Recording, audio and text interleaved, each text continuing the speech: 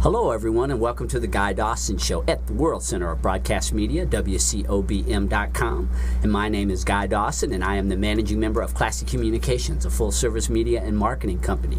And if you would like to bring greater recognition to your business, your organization, or yourself personally, please get in contact with us at 702-845-6129 or visit our website, classiccommunications.net.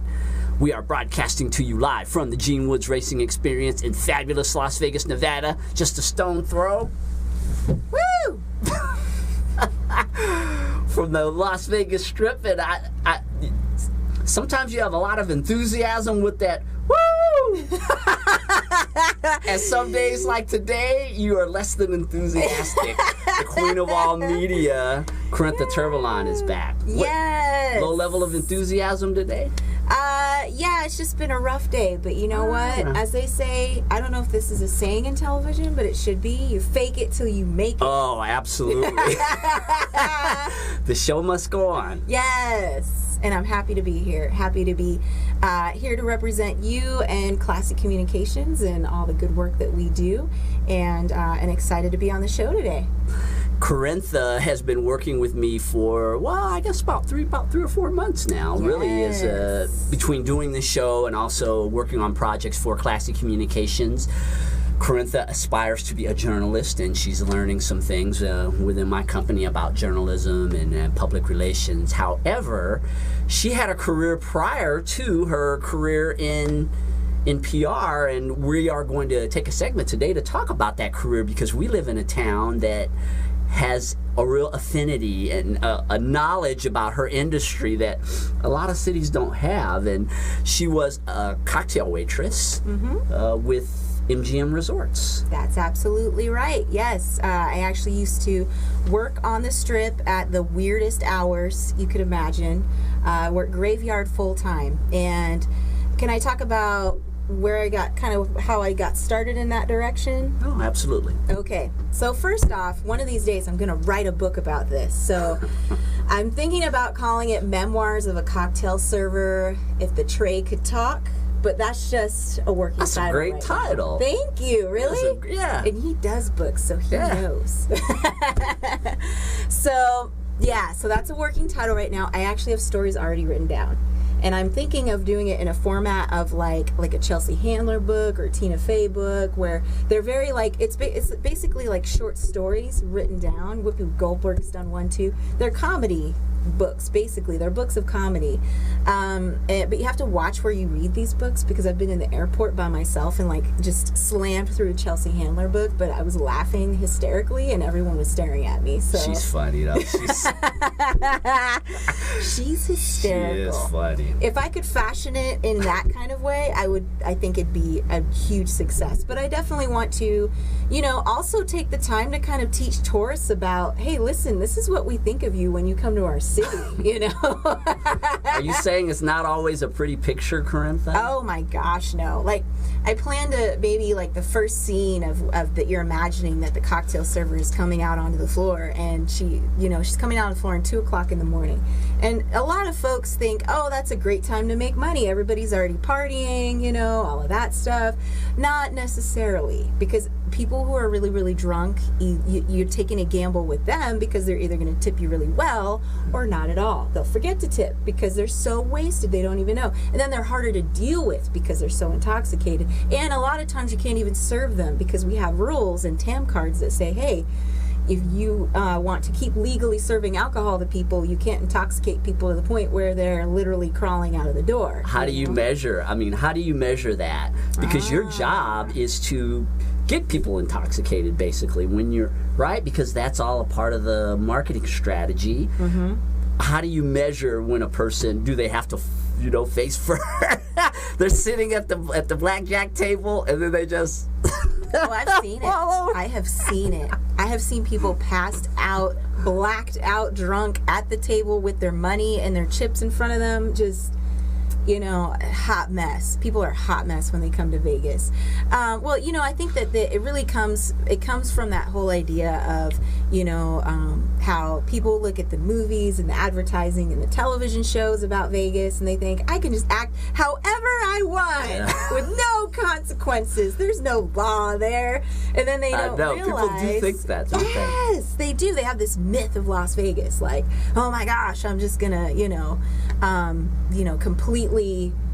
No, that's not how it works here. Yeah, I remember before I lived here, and I would come and I would be on the Strip, and you kind of feel like you can do whatever you want. Yeah. Like, this is all for you. There's every vice imaginable, and this is meant for you. You're an adult, and we pretty much will let you do whatever you want. And that is not the truth. It is not true. Please do not try to grab your cocktail servers. We are not strippers. Even strippers don't like to be grabbed, so don't grab them either, because the security guard will come and get you immediately. Okay, what's the other thing? Yeah, so no trying to grab the cocktail waitress in any way that's appropriate. Please make sure that you're nice to us, because now it depends. Sometimes you get cocktail servers who have been in this business for way too long. And if you feel like you have to have a moment with your cocktail server, like a come to Jesus moment, because of the way she's acting, okay, that's on her. I get it. But if you have someone like me, who in general was pretty nice and pleasant to deal with, thinking about the fact that I maybe got a few hours of sleep, if that, and then came to work to come see you at 2 o'clock in the morning, have a little patience with us. You could be a little nicer to us, but the problem is that you're in the business, of course, of where people are already drunk. Some people are very mean drunks. Some people are, they're not thinking with clear heads when you get to them anyway. So, it's a tough business. I remember, this is how I think I definitely want to put something about this in the book. It's where you walk out on the floor and you literally feel like it's like a zombie apocalypse sometimes, like especially on the holidays when everybody's drunk and they're with their families and their friends, and literally I would eventually like to turn that book into a movie, and if I did that, I would want to see where the customers, like the cocktail waitress comes out into the floor with her tray, and then all of a sudden it looks like zombies are running around all over the casino. Because in your mind, that's how you feel. Like, oh God, I gotta, you have to dodge people. You have to duck. Like, people are just, they don't care. They bump into you all the time with a heavy tray. I could have a tray full of drinks. I couldn't count how many times somebody bumped into me or didn't realize, and I had to go back and get more drinks, but that's costing me money because now people are angry. They had to wait. It's a whole thing, this business. So just, in general, the really good rule of thumb is to just never touch your cocktail waitress, ever. Don't touch her tray. It's an extension of her body. We really do. There's an etiquette that goes with that. That's like tray etiquette. We get really angry if someone touches our tray. Like, really? Super angry. I remember one guy, I had my tray out like this, and I'm talking to a customer, and he's really nice to me, and he's tipping me well and whatever, it's very slow, so I'm just kind of chatting with him. And then I have this other guy come in, and he wanted to get my attention, but he's not gambling in my station. So that's the other thing. Don't just sit down at a slot machine and think that you're going to get served drinks, because it's not how it works. You have to be gambling. Anyway. I know. A lot of people. They think when they you can live just in sit Vegas, down. you see all kinds of things like yes, that. you do. Yeah, you see people will come and they No. they think they can just drink all night, right? Yes. Just, as long as they're sitting. For free. No. You have to have money in the machine. You have to be actively gambling. I don't know how many people I had to tell that to. And they would get angry if I ignored them. Like, why didn't you talk to me? Because you weren't gambling. Gamble. And that leads into my next question. And we're going to be going to a break, so you may not be able to complete this. But how does the casino support you? They're basically putting you out there, right? Because feeding us to the walls. You are dressed in a way that is designed to entice men to spend money with you, and then there's liquor involved, and you're in a casino, you're in Vegas, right? Quite a combination. It really is. I would say that the hotels, they have it so that it's designed for you to be the customer's fantasy, really.